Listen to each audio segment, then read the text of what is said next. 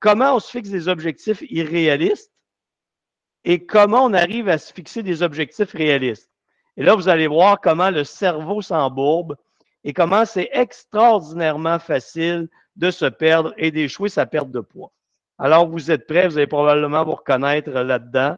Oups, il y en a un peu, je reconnais quelqu'un ici. Bougez pas, j'accepte encore des gens. Magnifique. Soyez bienvenus, je commence à peine. Donc, objectifs, je commence par les objectifs irréalistes pour arriver aux objectifs réalistes ensuite. Je vous en nomme, j'en ai fait une belle liste. Tu sais, 30 ans d'expérience, ça t'en apprend des choses et tu vois comment les gens s'embourbent dans leurs pensées. Visez un poids en pensant que l'atteindre vous rendra heureux. Donc, ça a dû vous arriver, hein? Ma vie va changer. Je vais perdre 15 livres. Ma vie ne sera plus jamais la même. Je vais être une autre personne. Je vais être fantastique et extraordinaire. C'est de la foutaise. Vous ne faites rien et seulement confirmer que vous êtes malheureux et vous ne serez pas plus heureux 15 livres en moins. Parce que vous n'avez pas réglé le problème. Vous n'êtes pas passé par le bon chemin.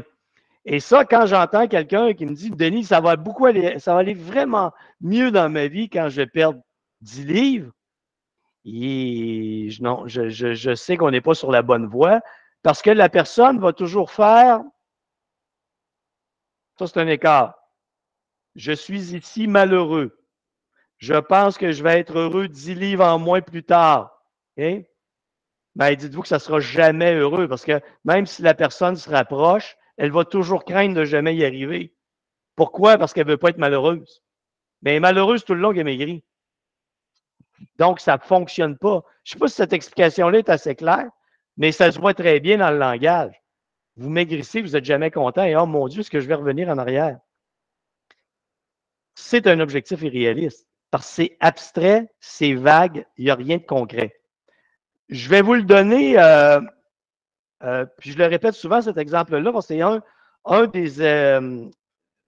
une des recherches qui a été les mieux expliquées pour moi. C'est sur la religion. Que vous y croyez ou non, ça n'a pas d'importance. Ce qui a l'importance, c'est ce que je vais en dire aujourd'hui. Ils ont analysé des gens qui étaient émotionnellement ébranlés parce qu'ils allaient à l'Église et les gens qui étaient très bien parce qu'ils allaient à l'Église. Les gens qui étaient émotionnellement ébranlés parce qu'ils allaient à l'Église, c'était ceux qui avaient des grands objectifs abstraits du genre « je veux me rapprocher de Dieu ». Expliquez-moi comment on se rapproche de Dieu. Même un foutu curé n'est pas capable de vous le dire. Là. Donc, ça, c'est abstrait, c'est pas quantifiable, c'est pas mesurable. C'est le même genre d'objectif que je viens de vous donner. 10 livres, je vais perdre 10 livres et je vais être plus heureux. Je vais être mieux dans ma peau. Je vais être mieux dans mon corps. Pas vraiment vrai. Un autre objectif, maigrir vite pour vous débarrasser au plus vite du reflet que vous renvoie le miroir. Ah, Denis, là, j'aime pas mon corps, j'aime pas où je suis rendu. As-tu quelque chose pour me faire maigrir rapidement? Parce que non, ça va pas, là. Tu vois, là, j'ai atteint ma limite. Oh, Denis, j'ai atteint ma limite. Non, tu n'as pas atteint ta limite. Parce que ce que tu veux, c'est maintenir tes mêmes habitudes de vie et trouver un moyen de maigrir. Même si tu as atteint ta limite et que tu essaies de te convaincre que tu as atteint ta limite, tu vas continuer d'engraisser parce que dans ta structure de pensée, tu ne veux pas changer tes habitudes de vie. Tu te regardes dans le miroir, tu n'aimes pas ce que tu vois, tu veux que ça disparaisse au plus vite. Mais tu n'as pas fait le chemin pour te demander comment je fais pour y arriver. Et le comment je fais pour y arriver est toujours conséquence de tes habitudes de vie. Ton poids est la conséquence de tes habitudes de vie.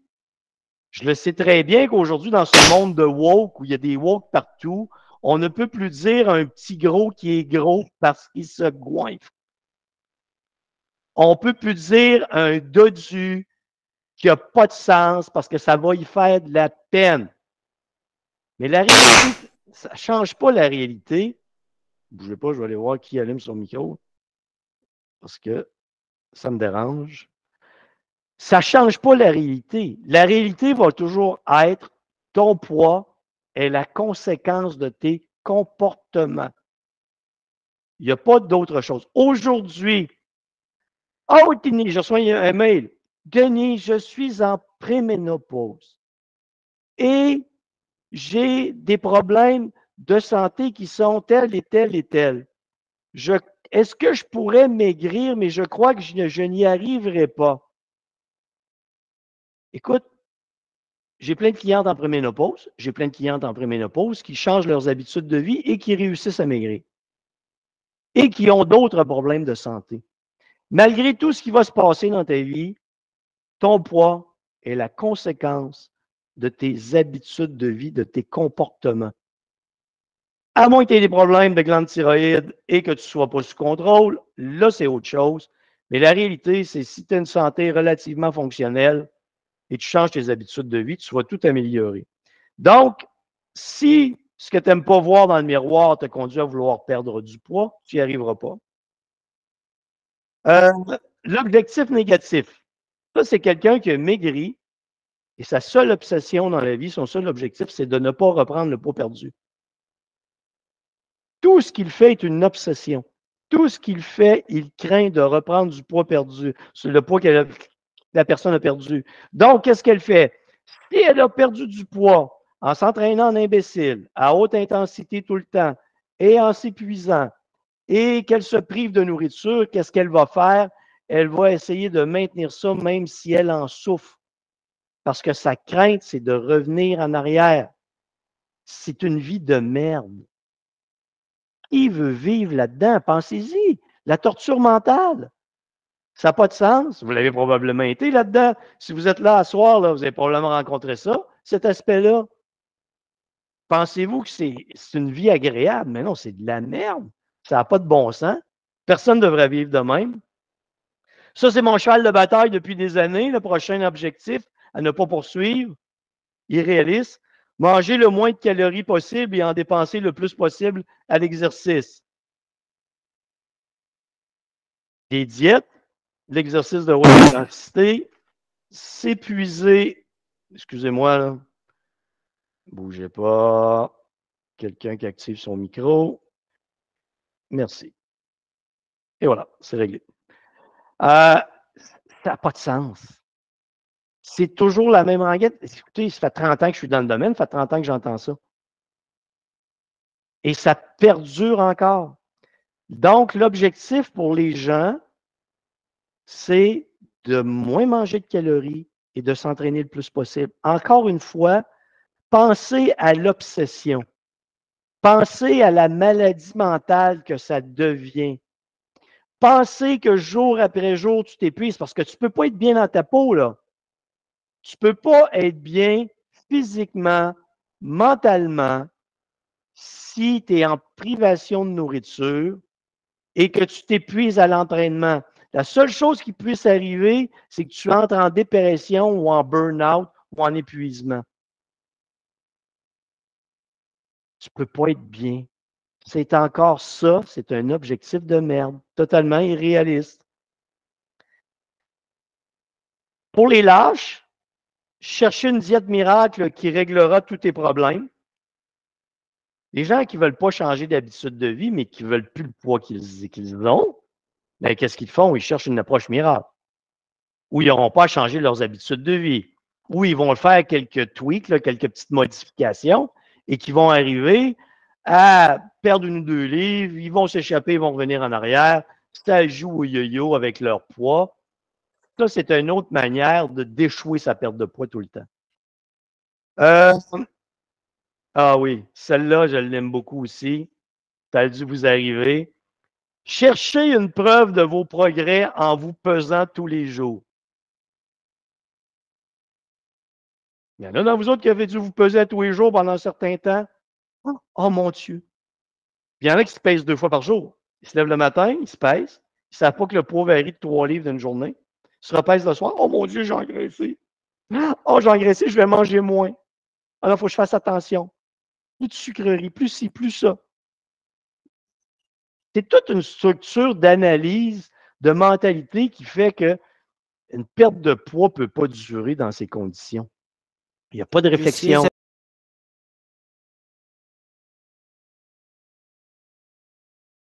Il n'y a pas de structure intelligente, de structure de progression, de structure d'habitude de vie. Les gens ne veulent pas changer, ne voulant pas changer. Je ne parle pas de vous autres qui êtes dans mon programme de perte de poids. Vous avez décidé de faire le changement. Mais regardez la population en général. Quand vous allez avoir perdu du poids et que vous allez parler aux gens de ce que vous avez fait et que vous allez leur dire ce que ça implique, ils ne voudront rien savoir. La majorité d'entre eux, parce qu'ils ne sont pas rendus là. Ils ne sont pas rendus à ce travail-là. Donc, ils vont faire un tas d'analyses stupides, comme je viens de vous présenter, et il n'y a jamais rien qui va fonctionner. Gérer toutes vos activités et votre alimentation pour perdre du poids. Ça, c'est l'obsession constante. Je veux maigrir, je veux maigrir, je veux maigrir. La seule chose qui compte dans ma vie, c'est je veux maigrir, je veux perdre du poids, je veux maigrir. C'est devenu la préoccupation constante. Tu te lèves le matin, tu penses à ton poids. Il est le milieu de l'après-midi, tu penses à ton poids. Tu dînes, tu penses à ton poids. Tu prends une collation, tu doutes, c'est correct, tu penses à ton poids. Tu te couches le soir, tu penses à ton poids. La nuit, tu te réveilles, tu penses à ton poids. C'est une obsession. Ça ne marche pas. On ne peut pas maigrir avec une obsession. On peut juste virer fou avec une obsession. Donc, les gens pensent que plus ils portent d'attention à leur poids, plus ils vont obtenir de résultats. Je vais vous montrer dans quelques secondes que c'est totalement l'inverse. Moins vous vous en occupez, plus vous obtenez des résultats. Bougez pas, je vais vérifier, quelqu'un vient de se... Non, pas lui. L'autre, démoniser des aliments. Denis, ils ont dit que manger une banane le matin, c'est dangereux pour la santé. Bien sûr, la semaine passée, 10 personnes sont mortes d'avoir mangé une banane le matin. Ah, Denis, est-ce que je peux manger tel aliment? Là, ils ont dit. Ah, l'époque où ma mère prenait de la foutue crème Bodwig. Vous avez peut-être connu ça, peut-être pas, vous êtes peut-être trop jeune. Écoute, tu manges, imagine, là, tu manges quelque chose et tu crois que ça va transformer ta vie. Une bébelle. Tu penses qu'une bébelle va te détruire une banane, puis tu penses qu'une autre bébelle va changer ta vie. Comme toutes les personnes qui croient à toutes ces foutues poudres de perlin-pimpin qu'on vous vend. Ah! Telle protéine, ça va t'aider à maigrir. De la foutaise! Tu vas aller prendre un produit transformé chimiquement où on te fait dire que c'est naturel, tu vas bouffer ça pensant que ça va te faire maigrir. Et quand je pose la question à la personne, explique-moi le mécanisme par lequel la poudre de perlimpinpin que tu as achetée va te faire maigrir. Je n'ai jamais de réponse. Et c'est normal qu'il ne peut pas en avoir. Il ne peut pas en avoir. Maintenant que vous avez... Ah oui, oui, le dernier ici. Le dernier ici. Oh, oh. Quand j'entends ça, là, je me sors une corde et j'ai envie de me pendre. Là. Viser une apparence précise, une apparence physique précise. Ah, moi, Denis, telle vedette, je l'ai dans la tête. Je veux lui ressembler. Écoute, c'est parce que la vedette, là, fait 6 pieds 2, tu en fais 4 pieds 8. OK? Ça ne peut pas fonctionner. Ça ne peut pas. Irréaliste. Tu n'as pas la même ossature, tu n'as pas la même grandeur. Oui, mais Denis est tellement beau, tellement belle, cette personne-là. Veux-tu arrêter et être ce que tu peux être et l'apprécier? Tant que tu vas viser à ressembler à quelqu'un d'autre, qu'est-ce que tu fais? Tu confirmes que tu n'es pas bien dans ta peau. Et comme tu n'arriveras jamais à y ressembler, tu vas passer des années à essayer et tu vas passer des années à être foutument malheureux. Tous ces objectifs irréalistes là, que je viens de vous donner, là, la seule chose à quoi ça sert, c'est rendre les gens malheureux et les amener à échouer. Maintenant, je vous simplifie la vie par 2 objectifs réalistes. Et le premier, il est même encore pas assez réaliste pour moi. Je vais arriver avec le dernier, qui est le plus réaliste de tous. mais le plus simple de tous que personne ne veut mettre en application.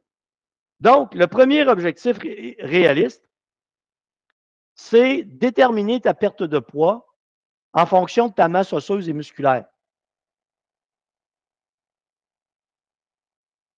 Ben oui. Imaginons ceci, okay, que ça m'arrive souvent. Vous êtes une femme. Vous pesez 130 livres.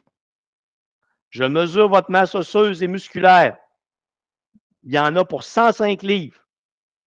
Et vous me dites, Denis, j'aimerais ça baisser à 110 livres. Ça va arriver quand tu vas être morte. Pas avant. Tu n'auras pas juste 5 livres de gras dans ton corps. C'est irréaliste. Quand on se détermine un poids, c'est la pire connerie parce que c'est le poids sur la balance. Oui, mais Denis, ça n'a pas de sens ce que tu me dis. Quand j'étais adolescente, je pesais ça 105 livres. Oui, mais calice, tu étais adolescente, tu n'avais pas la même masse musculaire, tu n'avais pas eu d'enfant. Tu comprends? Tout a changé. C'est quoi tu ne comprends pas? Oui, mais Denis, je voudrais arriver à mon 110 livres. Va voir ailleurs. Puis là, la personne essaie de maigrir. Là. OK, elle passe 130 livres. Mettons qu'elle perd 15 livres, par miracle. Elle est rendue 125. Elle est rendue à 115. On a un petit 10 livres de gras, là. Elle n'est pas contente. Pas contente. Parce qu'elle veut son 5 livres de plus, son 70 livres. Pour 5 livres, elle n'est pas contente. Un 5 livres irréaliste. Même là, 130 à 115, ça n'a pas de sens, là. Mais vous comprenez ce que je veux dire? On se met tellement de pression, on est tellement jamais satisfait de soi-même que les gens passent une vie à être malheureux pour atteindre un poids qui est inatteignable. Donc, moi, ce que je fais, quand vous m'envoyez vos données, habituellement, je ne vous en parle pas de votre poids, le poids que vous devriez atteindre. Vrai, hein? Je ne vous l'ai jamais envoyé, hein? Pour la plupart d'entre vous. Je veux que ça se fasse naturellement. Je veux que vous voyez une courbe de progression de votre poids à la baisse, de votre masse graisseuse à la baisse. Okay? Donc, cet objectif-là, que je sais très bien qu'il est le plus réaliste, mesuré en fonction de votre masse maigre et de votre masse osseuse, je sais très bien qu'encore là, vous allez fixer le poids dans votre tête et votre seule obsession va être de l'atteindre. Et pourquoi je ne vous en parle pas? Parce que je veux que vous entreteniez l'objectif le plus réaliste qui soit, qui est celui-ci. Répéter des comportements efficaces dont la conséquence sera la perte de poids.